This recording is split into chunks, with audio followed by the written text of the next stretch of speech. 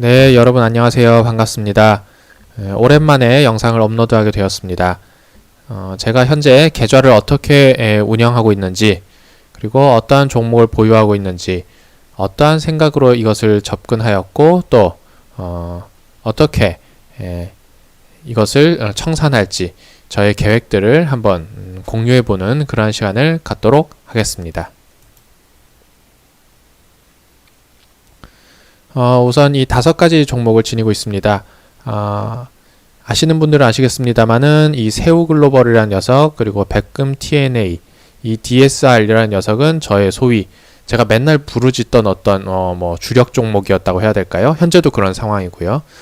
그런 모습이고, 최근 들어서 이 신세계건설이라는 녀석과 또 YJM 게임즈라는 녀석을, 여기 이제 잘려 있는데 게임즈라는 녀석을 제가 추가로 편입을 하고 있는 상황입니다. 어떠한 생각으로 샀는지, 그리고 어떻게 얘네들을 끌고 갈지 한번 생각을 해보겠습니다. 우선 세우글로벌이라는 녀석은 제가 맨날 얘기하는 종목이었는데, 저는 이것은 이제 세우글로벌의 주봉 차트입니다. 이것은 주봉인데요. 저는 이 지역에서, 이 구역에서 이제 매수를 했었고, 이게 올라오고 나서 또 이렇게 매수를 했고, 또 최근에도 조금 매수를 했습니다. 그래서 최근 매수를 한 것 때문에 약간 손실을 보곤 있습니다만은, 이 녀석은 밀양에 토지가 있다? 이런 이유로 이제 밀양권 신공항 이슈 그런 걸로 해서 이렇게 한번 크게 시세가 부각된 적이 있었습니다. 신공항 관련주 이렇게 얽혔던 것이고요. 그랬다가 소위 그것이 어그러지면서 그야말로 큰 하락을 보여줬고, 그 다음에 이 녀석은 한 이렇게 소위 몇 년이라고 해야 되지? 한 4년 동안 이렇게 박스권의 횡보하는 모습을 보였습니다. 이건 이제 또 2017년 대선 때 이렇게 부각을 받았었는데요. 조금 이따 그에 대해서는 또 말씀을 드리도록 하고요. 그러한 상황 속에 이렇게 끼가 있었던 이러한 종목이 소위 4년 동안 횡보하고 있고, 이 녀석은 말하자면 확실한 테마를 지니고 있다고 보았기 때문에 저는 이 지역에서 현재 들고 있는 비중의 한 절반 정도는 사 놓았었고, 더 사지 못하고 얘가 튀어서 올라갔고, 그래서 올라오고 난 뒤에 조금 더 추가를 해서 끌고 가고 있는 그러한 모습입니다.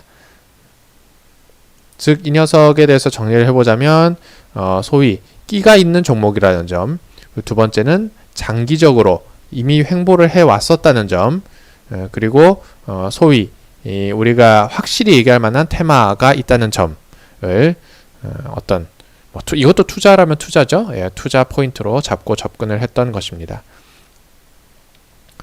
실적이 나쁘진 않습니다. 실적주라고 얘기하기는 어렵지만 영업이익이 안 나오는 주식이 아니라는 것이죠. 그런 회사가 아니라는 점이고, 보이는 부채 비율도 그다지 나쁘지 않다는 점은 충분히 인상적이라 할 수 있겠습니다.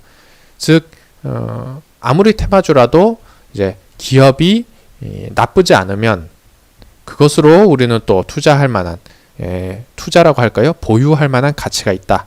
보유할 수 있겠다. 라고 말할 수가 있겠습니다. 이 왼쪽 분에 연관이 되어 있다는 얘기는 2017년부터 계속 있었던 것이죠. 당시에 영남권의 신공항을 한 해 만에 하면서 당시 경남도지사였던 홍준표 씨와의 관련성이 있네 없네. 당시에도 회사는 그런 관련성은 없다고 했고, 당연히 관련성이 있기는 어렵겠죠. 하지만 시장에서 어떻게 이제 반응하느냐가 중요하니까.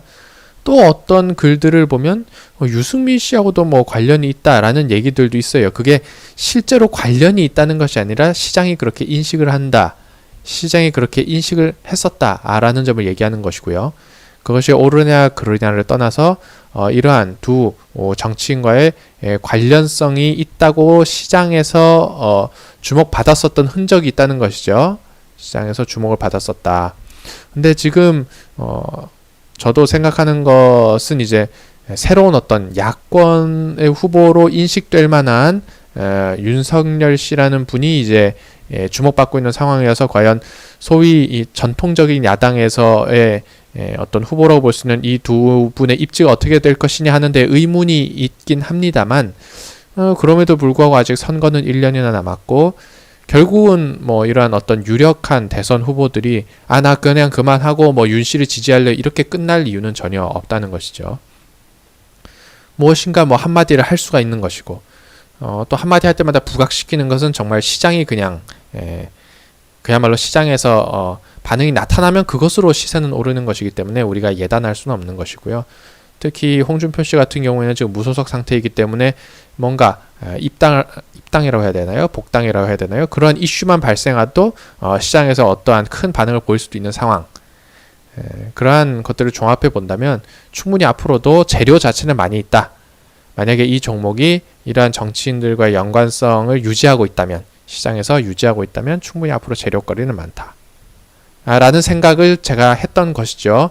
그런 상황 속에서 이렇게 매수를 했고, 저는 사실 여기에서 매수를 할 때는 여기까지만 가면 이제 끝날 수 있겠다. 시세는 끝날 수 있다라고 보았는데, 이렇게 올라오고 나서 또 이렇게 올라오는 어떤 시점, 그리고 이러한 거래량의 어떤 기세로 볼 때에는 이것도 넘어가려고 하는 모양이다 라는 생각을 좀 하게 되어서요. 제 최대 목표는 한 6,000원 정도라고 봤습니다만은, 최대 목표는 6,000원보다 이제 더 위로 볼 생각입니다. 현재 제가 단가가 한 요 정도, 한 2,400원 정도에서 형성이 되어 있는데, 2배는 기본이고요. 소위 인생을 거는 건 아니지만 꽤 주력 종목으로 보는 것이죠. 6,000원, 그 이상도 저는 갈 수 있겠다. 제가 그렇게 보유하고 제가 그렇게 생각을 하고 있으니까요. 어떻게 될지 모르겠습니다만 현재로선 그렇다. 백금 TNA 같은 경우도 시세로 보면 이렇게 뭔가 관련된 이슈로 이렇게 테마로 이렇게 올랐다가 이 녀석도 한 3년이라고 해야 될까요? 3년 동안 하락하면서 횡보하다가 뭔가 거래량이 들어오는 모습이었죠. 저는 그 전에 이런 데서 매수를 하긴 했습니다만, 여기서 사고 올라오고 나서 또 이런 구간들에서 또 매수를 했습니다만은 비슷합니다. 이 녀석도 끼가 있었다는 것이고요. 두 번째는 장기적으로 횡보 내지는 하락을 했었다는 점에, 테마는 사실 모르겠어요. 테마는 모르겠는데 이 두 개에 제가 집중을 하고 매수를 했다는 것이고요. 실적은 앞에서 보았던 새우 글로벌보다 더 괜찮아요. 매출도 계속 천억대 매출이 나오고 있고, 그 다음에 영업이익도 단기순이익 나오고 있습니다. 물론 이 보고서 나온 것을 보면 여기 2020년의 경우에는 이제 좀 적자가 나올 수도 있겠다라는 얘기들이 있습니다만은, 그래도 기존에 계속 장사가 잘 되어 왔다. 지금 시가총액은 얘가 500억 정도거든요. 물론 올해의 영업이익 기준으로 하면 이것도 이제 많다고 볼 수 있는데, 굳이 이 녀석에서 우리가 PER을 논할 건 아니지만, 기본적으로 제가 말씀드리고 싶은 것은 실적이 안 나오지 않는 회사이기 때문에, 그리고 심지어 재작년 기준으로 하면 500억의 시가총액도 부족하다고 본다면 충분히 우리가 밸류에이션 측면에서도 나쁘진 않다. 그것을 보고 투자하는 것은 아닙니다만 말입니다.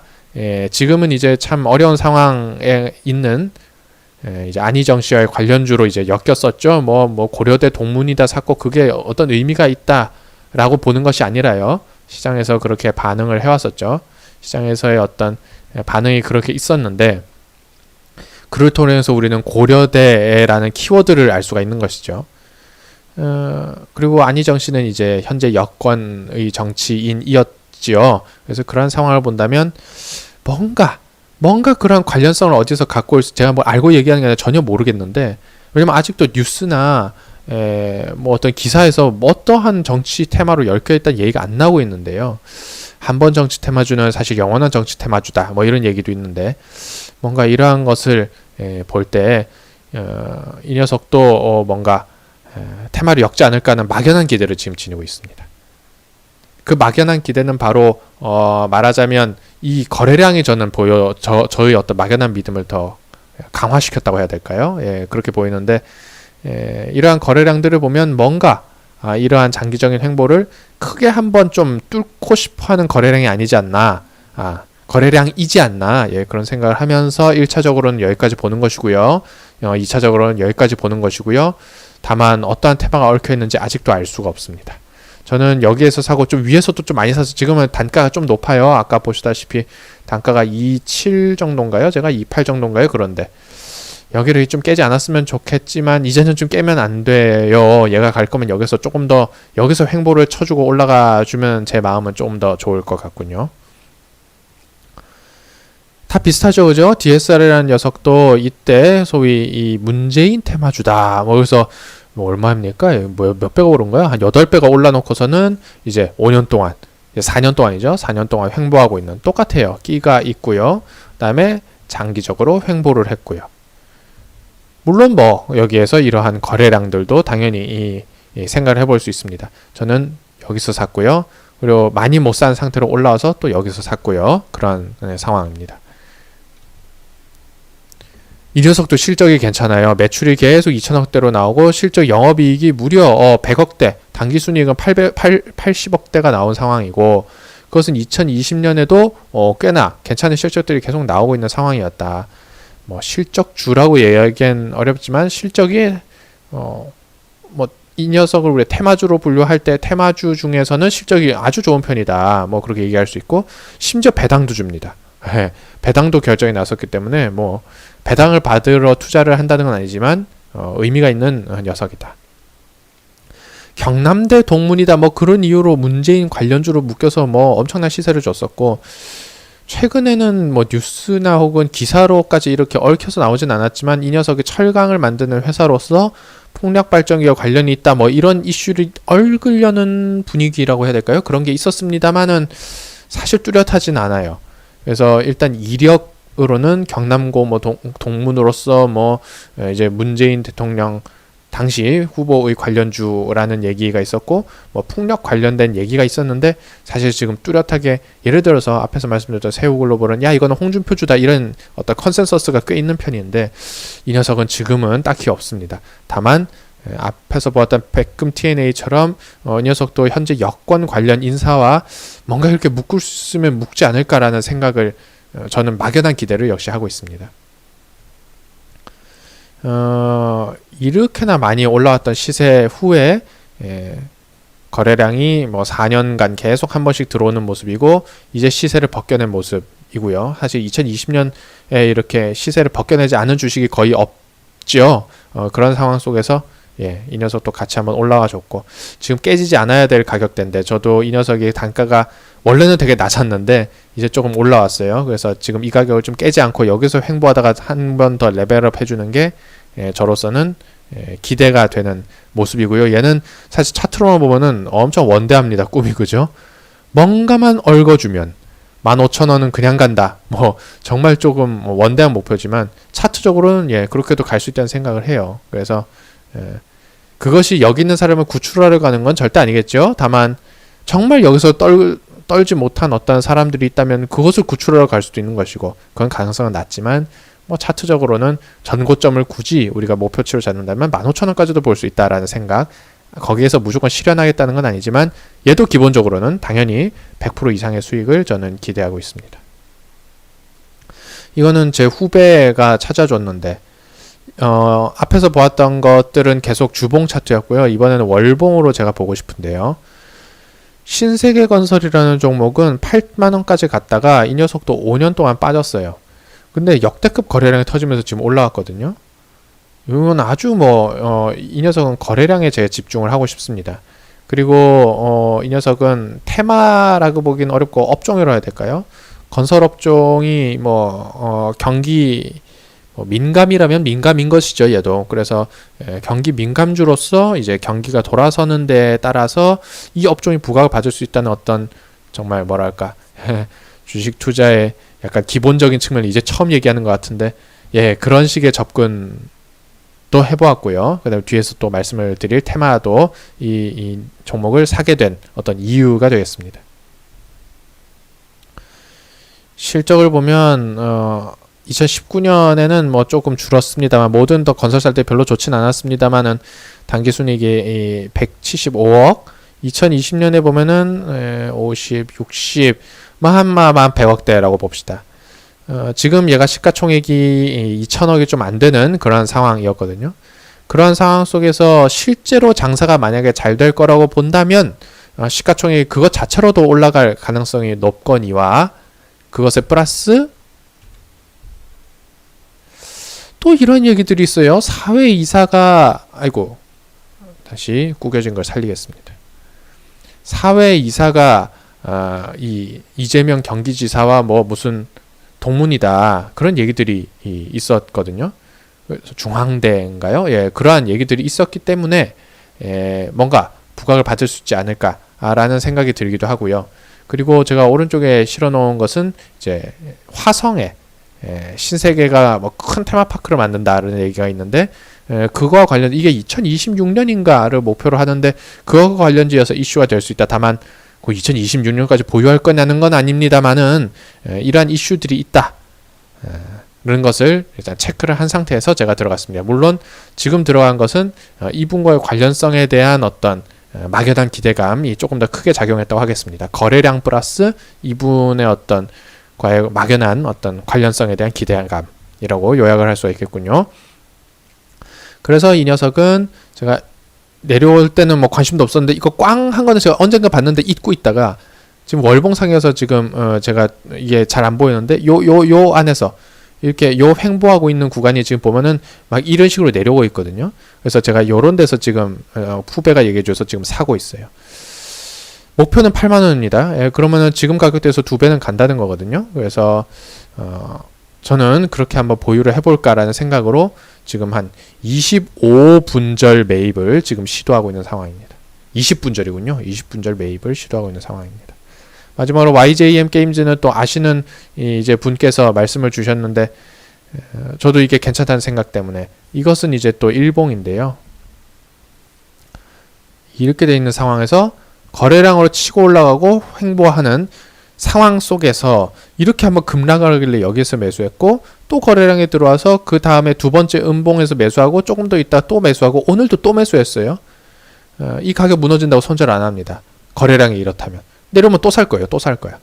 얘는 일단 일본 관점에서 들어갔기 때문에 목표가 높진 않습니다. 2,700원이 1차 목표고 뭐 더 가면 가겠지만 더 갈 수 있겠지만 요것을 이제 1차적인 목표로 잡고 들어간 제가 지금까지 말씀드린 것 중에 가장 짧은 어떤 스코프로 들어갔습니다. 그 이유는 이 화면에 잘 나와 있는데 매출은 나옵니다만은 이 게임 회사는 영업이익이 그렇게 많이 나오는 회사가 아닙니다. 실적적으로 보유하기는 앞에 있는 네 종목은 다 실적적으로 보유할 수 있었습니다만 얘는 실적을 좋냐 나쁘다로 한다면 뭐 나쁘다고 얘기 아니할 수 없는 것이죠. 재무적으로는 뭐 괜찮다고 보고 얘는 넷마블이 대주주로 있기 때문에 뭐 망할 거냐고 질문하면 그렇지는 않다고 하겠습니다만은 실적이 지금 당장 좋냐 뭐 앞에 것도 당장 좋은 건 아니지만 마이너스가 많이 보인다는 점은 장기 보유를 꺼림칙하게 만듭니다. 요즘 선익 시스템 그리고 M게임 뭐 이런 녀석들이 사실은 뭐 1등이라면 1등인 것 같은데요. 아니 선익 시스템이죠. 선익 시스템 그리고 M게임 그리고 뭐 한빛 소프트 이런 녀석들이 주목받았던 것이 바로 아니 도대체 난 메타버스가 뭔지 무슨 버스야 그랬는데 가상현실을 그냥 영어로 하는 게 메타버스더군요. VR 뭐 이걸 얘기하는 거죠. 그래서 가상현실이 왜 지금 갑자기 이 부각을 받는지 모르겠습니다만은 알 거 없죠. 시장에서 그렇게 반응했으니까. 그래서 이 메타버스 관련주로 얘는 뭐 한 4, 5, 뭐 6등주라고 보면 볼 수 있는데 그래서 대장주를 잡지 못했지만 이런 애들 보면은 차트가 선익 시스템은 지금 손이 안 가고 M게임하고 한빛소프트는 지금 노려볼 수 있는 상황이긴 한데 제가 뭐 이미 이거를 들어간 것을 어쩌겠습니까? 그래서 종목을 괜히 백화점식으로 늘리고 싶지 않아서 이 녀석 같은 경우에는 등수는 좀 낮아 보이지만 거래량이 들어왔고 뭐 가격이 안정적으로 흘러가고 있어서 메타버스 관련주로 단기적으로 수익을 실현하기 위해서 매집을 하고 있습니다. 내가 매집한다는 단어 쓰니까 참 나도 싫은데 정말 매집을 하고 있어요. 그냥 조금씩 사고 있어요. 이럴 때 그냥 50만원 사고요. 요때 50만원 사고요. 요때 50만원 사고요. 오늘 또 50만원 사고요. 이런 식이거든요. 예. 그래서 올라가서 막 2,700원 되면 막 여기서의 가격 반응을 보면서 나오려고요. 그냥. 예. 그래서 얘가 지금까지 말씀드린 것 중에는 가장 어떤 단기적인 그러한 흐름으로 제가 가져간다. 주식에 대해서 되게 힘들어 하고 있고 아직도 수익은 못 보고 있습니다만은 어떻게 매매할 것인가를 간단하게 생각을 해보니까 거래량이 들어온 녀석들이 쉬고 있을 때 어디까지 얘가 갈 것이라는 목표가 확실하게 정해지면 내가 분할 매수를 할 수 있겠다는 생각. 즉 예를 들어서 지금 얘가 5,000원이에요. 그럼 내가 거래량이 얘가 꽝 들어왔었을 때 10,000원까지 간다고 내 마음대로 설정을 한다면 사실은 얘가 3,000원까지 내려가더라도 난 계속 분할 매수할 수 있는 것이거든요. 만 원은 가냐 안 가냐는 중요하지 않지만 나의 목표가 만 원이라면 3,000원까지 분할 매수할 수가 있거든요. 그래서 거래량을 확인하고 목표가를 정했으면 분할 매수를 할 수 있다. 물론 거기서는 적절한 테마가 있어야겠다. 실적도 갖춰주면 더욱더 좋겠다. 뭔가 이런 식의 얼개를 가지고 매매하면 조금 더 제가 편하게 할 수 있지 않을까라는 생각을 하고 있습니다. 예, 그래서 앞으로는 또 주식과 관련돼서 제가 혹은 다른 금융 상품 내지는 금융 시장과 관련된 저의 생각을 또 한 번씩 말씀드리는 시간을 갖도록 하겠습니다. 예, 감사합니다.